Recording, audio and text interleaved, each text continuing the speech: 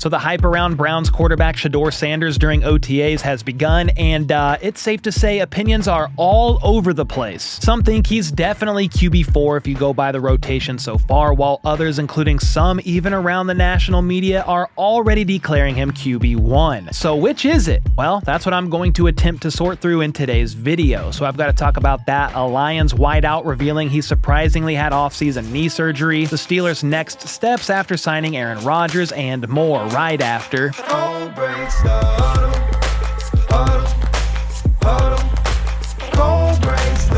Alright, first up, Lions star receiver Amon Ra St Brown revealed to the media yesterday that he actually underwent knee surgery in the offseason to address an issue from last season. He didn't specify exactly when said injury occurred, and it's tough to know for sure when this happened because he never actually missed any games last year. But in November, he banged up his right knee on a punt return and missed practice the next day, so that seems like the most probable cause and time. Either way, he said he expects to be ready for training camp, so there doesn't appear to be anything to get too worried about if you're a Lions fan. So don't expect him out there for minicamp next week, but he should be good to go for July 27th when their training camp starts. Detroit obviously has high aspirations for this season after getting bounced in the divisional round by the Commanders last year, and they're once again going to be leaning heavily on Amon Ra St Brown again. He was a 4th-round pick in 2021, but has led the Lions in receiving every single year since coming into the league. He's also coming off of 3 straight seasons of over 100 catches and 1,000 yards, and he'll be looking to make it 4 this upcoming season. Honestly, that Lions offense is stacked, with Goff also having Jamison Williams and Sam Laporta to throw passes to, outside of St. Brown, of course, and then also Jahmyr Gibbs is quite the talented pass-catching back himself. That combo of Gibbs and Montgomery in the backfield is a fire 1-2 combo as well, and if Detroit can hold up from an injury standpoint this year, only the Eagles and maybe the Commanders could give them a run for their money. Next up, after Pittsburgh lost a tight end for the season with Donald Parham Jr. sadly tearing his Achilles this week, they are looking for another playmaker of sorts on offense. They've shown interest in Jonnu Smith in recent days, and per Ian Rappaport, they've also made a phone call inquiring about the availability of Falcons tight end Kyle Pitts. Just like Jonnu Smith, Pitts has ties to Steelers offensive coordinator Artie Smith, as he was the head coach in Atlanta for the first 3 years of Pitts' career.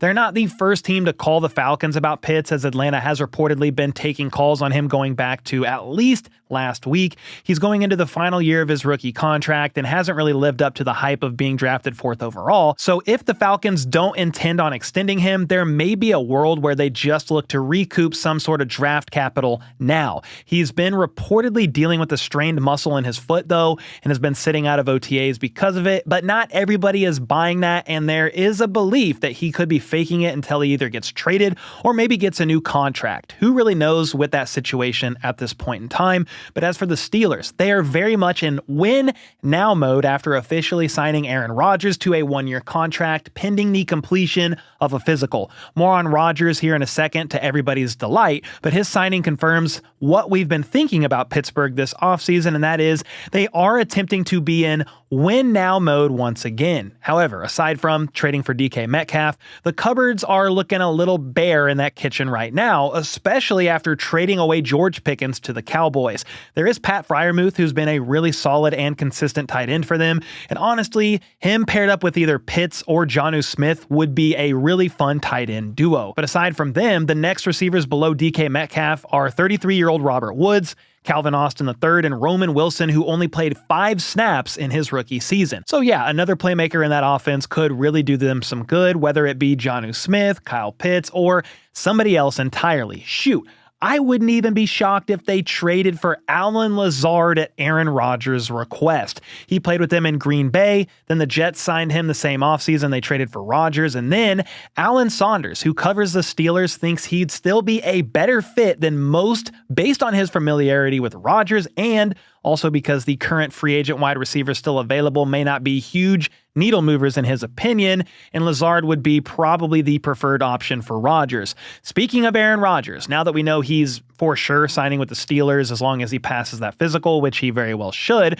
there's been some speculation as to how much his contract is going to be worth. Back in April, he appeared on the Pat McAfee show and said that he had been telling the teams he was talking to that he'd be willing to play for $10 million. Well, today, Ian Rappaport said he does expect the base salary to be somewhere around that, but there's going to be some incentives in there to potentially get that number even higher if those incentives obviously are met. But he did make it clear this is not a big money deal. This is about giving Rodgers a chance to finish his career on a better note than if he had retired after his last 2 seasons with the Jets.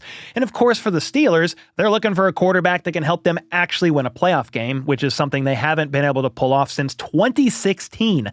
Rodgers himself, though, hasn't won a playoff game since 2020 with the Packers, and his play has obviously declined a bit since then as well. Not a huge surprise. The guy is 41 years old after all, but he did win MVP that year in Green Bay. It just seems like a lifetime ago after watching his 2 seasons in New York, with the first one there ending after just a few plays with that torn Achilles. We'll see if he can have a little bit of a bounce back season with the Steelers though, and his floor with this team should be a little higher than it was with the Jets. That defense is solid, and of course Mike Tomlin has never had a losing season, which is pretty wild if you think about it, even though he only has 1 Super Bowl to show for it. From here, let's move to another team in the AFC North and take a look at how the quarterback battle is going on over in Cleveland. They've been the most popular team during OTAs for pretty obvious reasons. I mean, a 4-way quarterback battle is crazy enough in and of itself, but then you add Shedeur Sanders to the mix, and it's of course going to be talked about. They've had 2 practices that have been open to the media so far, and here's what we know. It appears that the order of reps and individual drills have been the same as it was last week, with it going Kenny Pickett, Joe Flacco, Dylan Gabriel, then Shedeur Sanders as QB4. Pickett and Flacco also took the first reps in 7-on-7 and 11-on-11 drills, but they did rotate a bit. With that being said, though, head coach Kevin Stefanski has been adamant that there's nothing to take away from who's taking what kind of reps right now.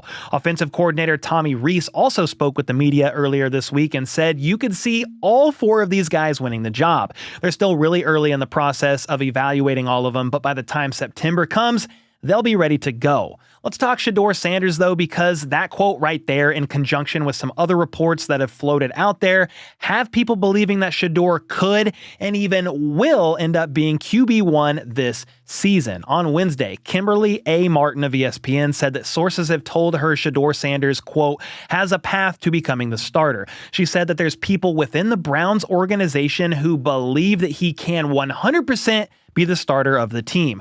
I think the problem is it's simply too early to really know for sure. The pads aren't even on yet, and then Shedeur was reportedly the only one of the 4 quarterbacks to not get any first-team reps this week. There was also a report that he was on a separate practice field from the other quarterbacks at one point in time during some modified 7-on-7 drills. Some took that to mean that they just wanted to maximize his reps and see what they have in him, while others think this means he's the clear QB4 right now. Honestly, the truth is probably somewhere in the middle. I think Shedeur is probably quarterback 4 right now, but sure, it's not impossible for him to ball out during training camp and preseason and work his way up the ranks to maybe become the starter. Mary Kay Abbott, a beat reporter for the Browns, said that while he hasn't gotten any first-team reps yet, if he keeps progressing at his current rate, he should earn at least some first-team reps soon against not just the Browns defense, but also against the Panthers and Eagles, who they have joint practices with during training camp.